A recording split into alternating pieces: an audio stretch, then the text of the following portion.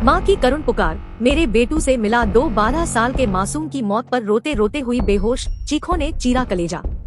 12 साल का बेटा, पति और सास की एक साथ मौत की खबर सुनने के बाद रजनी बेहाल थी। फूट फूट कर रो रही थी, बेहोश भी हो गई। परिवार की महिलाओं ने उन्हें संभाला।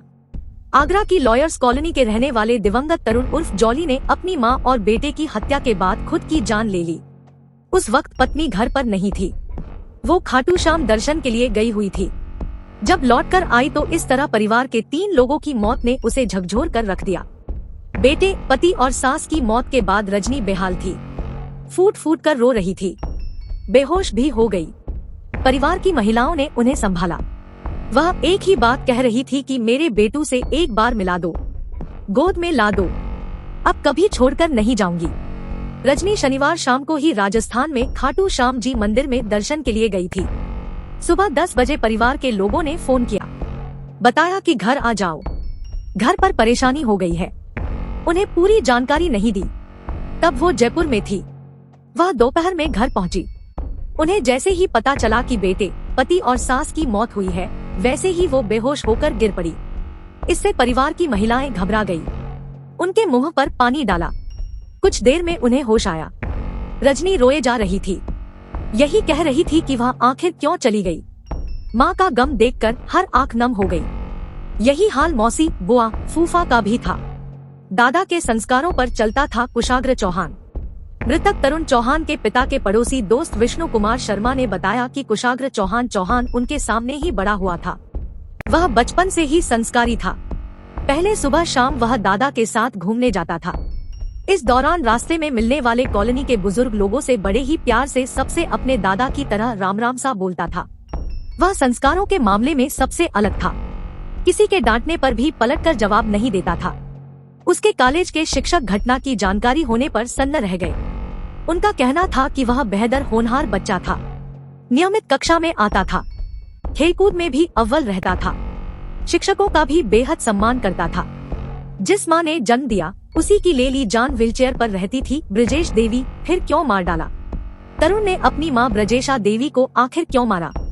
वो तो हमेशा व्हीलचेयर पर रहती थी। लोगों में इस बात की चर्चा हुई तो वे इस कृत्य पर तरुण को कोसते नजर आए। आगरा की लॉयर्स कॉलोनी के रहने वाले तरुण ने जिस बेटे को जन्म दिया उसकी ही नहीं बल्कि 9 महीने तक कोख में रखकर जन्म देने वाली मां की भी हत्या कर दी। तरुण अपनी मां की भी जान ले लेगा, यह किसी ने सोचा नहीं था। घटना की जानकारी पर जब लोग आए तो हर कोई बेटे को कोस रहा था। यही कह रहे थे कि व्हीलचेयर पर रहने वाली मां की जान लेकर क्या मिला।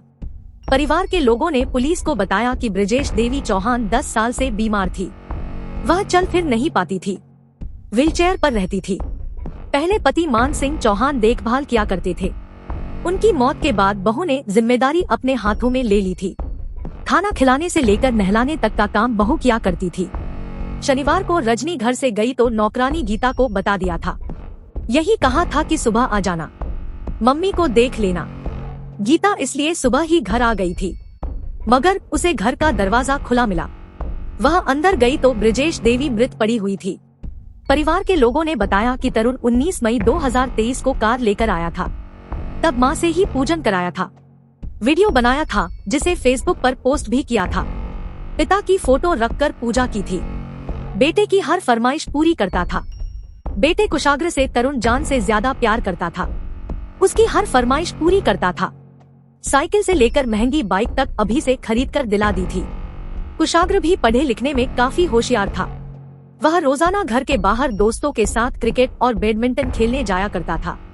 जब लोगों को उसकी मौत के बारे में पता चला तो यही कह रहे थे कि जिस बेटे से जान से ज्यादा प्यार, उसी की जान लेने में पिता के हाथ नहीं कांपे। 12 साल का कुशाग्र श्रीराम सेंटेनियल स्कूल में कक्षा 7 का छात्र था। फेसबुक पर बाइक पर बैठाकर बेटे का फोटो भी पोस्ट किया था। इस पर लिखा कि पुत्र के नाम। कुशाग्र को खाने में छोले भटूरे पसंद थे। जाने से पहले मां ने नौकरानी गीता को बताया था कि वह छोले पानी में भिगोकर जा रही है, रविवार सुबह आने पर बना देना, बेटे को खिला देना।